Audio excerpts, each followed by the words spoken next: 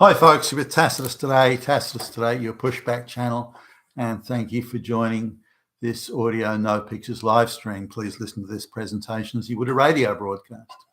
In this essay, I'd like to talk about the issue of spies. Now, my only exposure, or before this time, I'm going to talk about my own exposure to spies was the movies like James Bond and that sort of stuff. And they were typically always, super suave, muscled up dudes who did nothing but walk around in dinner suits and playing at roulette wheels and, living a lifestyle that made them stick out like a sore thumb, which you wouldn't think would be a particularly good sort of cover for a spy, but maybe it goes in reverse to the reality. The more you stand out, the less people would think you'd be a spy, whereas the more covert one might be, then maybe the more likely. But nonetheless, so when I first met a master spy who'd been involved, who'd caught one of the biggest Soviet spies of the era, and this is during the Cold War, or his involvement went back to the Cold War. He'd retired when I met him, and given that he lived a long life, he'd actually outlived the Official Secrets Act, which meant that he can't talk about what he did for 25 years or something like that, or may have been 30. Anyway, he outlived that, and so I knew someone who knew him. And it was mentioned that his role in Cold War espionage and spy catching and being a spy and so on. Now, I had no sort of real idea of what to expect, so I didn't know what am I going to see here. So I figured that he'd be somewhere maybe approaching a James Bond character. I didn't know. So when he was, because he was in the room before I was introduced to him, and there was a guy there about 5'7", quite slightly built, and he had a demeanor that he would rather die 1,000 deaths than offend you even slightly. He never expressed an opinion or had an opinion on anything. And he would always sort of, his eyelids would flutter and he'd look at the ground. He'd rather look at the floor than look at you.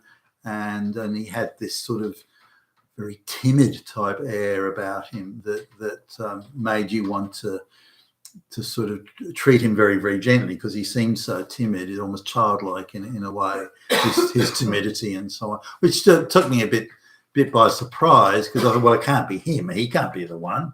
It's got to be someone else. And so there he was.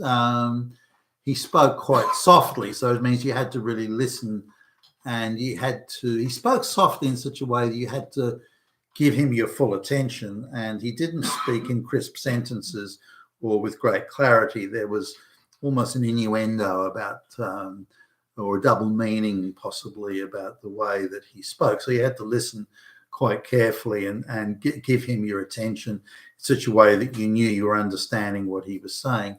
So, and then the lady who I knew said, "Oh, by the way, this is so and so," and I thought, "You've got to be kidding me! This is the master spy? Him? I know, no way!" And you just couldn't imagine him being there. Now, he was also apparently a master interrogator. He was the interrogator of interrogators, and he would be the one that would get the spies that were caught, and he would do the interrogation, or debriefing, I think was one of the terms they used. He would get the spies there and would debrief, would interrogate them, and he was apparently the master interrogator. Now, I don't know what the overall standard of interrogation was. I mean, I can't imagine it would be very high. Maybe he was good at it. Maybe I'm imagining, again, the James Bond character. You better tell me or else I'm going to bust your chops.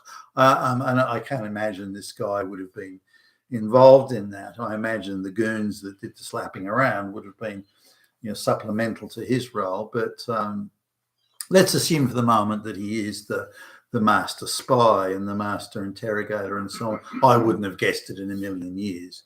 And now it's been confirmed that he's since died, by the way, but it's been confirmed through a number of sources that he did in fact have that role. as the master. Now, whether or not he was a competent interrogator or a spy that I couldn't say, but that he was held in esteem by the government and the heavies of the day, and subsequently given the writings about him anyway. But I couldn't see it. But I don't know what capabilities are necessary and needed for that sort of work. I've never been involved in it. The ability to discern and pass information, PARSE, surely would be an integral requirement for that. But anyway, this was it. So, but once I met him, I then did a little bit of research as to who'd been the master spies of the early Cold War era, or even during wartime, the First World War, the Second World War, and even going back earlier than that, the spies that were employed by the various governments of 1700s Europe, for example.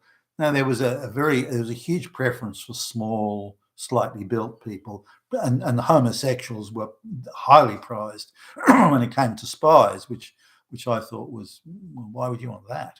But anyway, and various, for example, poisoning people surreptitiously, putting poison in their the food or the drink, and so on, engaging in homosexual liaisons, and then while the person was asleep, slitting their throats, and all sorts of things like that.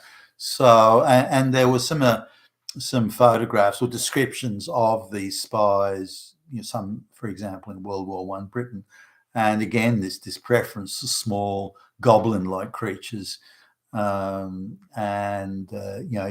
less than 5 foot tall homosexuals, very slightly built, and yet they were master assassins, somehow managing to inveigle themselves into the lives of whoever, and then again, slipping poison or quietly slitting the throat while these people were asleep and the target was asleep. So maybe there is a thing about that if people are small and frail and look frail, that they somehow come across as non-threatening. So people are more likely to be forthcoming or to share stories and things like that they may not to someone else who may be perceived as threatening. And you're probably less likely to get some big muscled up dude into the room, sort of, if you're on your own without your bodyguards there, than you would be some little frail looking homosexual goblin. So maybe there's issues along those lines.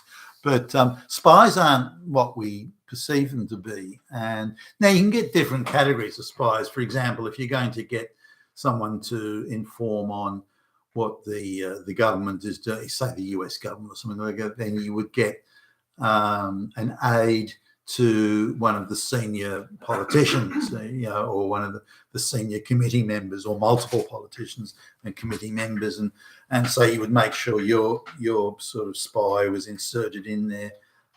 So you would go to where the power and decisions are. That's one thing. The other thing would be, say, in industrial espionage, for example. The head of the R&D team would have some sort of a secretariat supporting them, so you'd want to infiltrate that. So infiltrating and subverting and all these sort of things. But this spying level is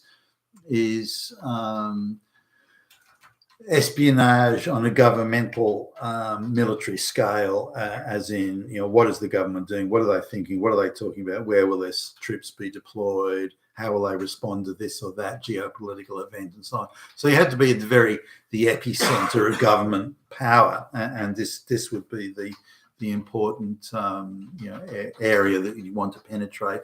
And so I suppose the least threatening type of person. What was again interesting about this spy was he never had an opinion on anything. Nothing that was being talked about he had an opinion on. And again, he had this way of fluttering his eyelash and just staring at the floor with this very timid sort of expression. And a spy, particularly the master interrogator, the master spy catcher, you wouldn't have thought of it in a million years. He came across as the complete opposite. But there you go. You've been a Tacitus today, your Pushback channel. Thank you for listening.